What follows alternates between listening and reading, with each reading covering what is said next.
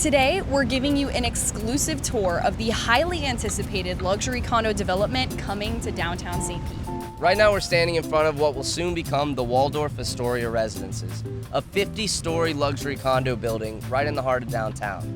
That will make it the tallest building in St. Pete, surpassing 400 Central. Designed by Cube 3, with interiors curated by award-winning design firm BAMO, this $500 million building will include 163 residences, over 73,000 square foot of Class A office space, and 10,000 square foot of ground floor retail.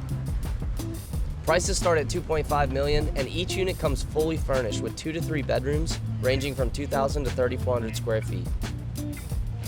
Features include Italian vanities with stone countertops, gourmet kitchens with Sub-Zero and Wolf appliances, 18th floor, 160-foot east-facing pool with bay views, and a 46th floor sunset pool, sunset bar, and lounge area.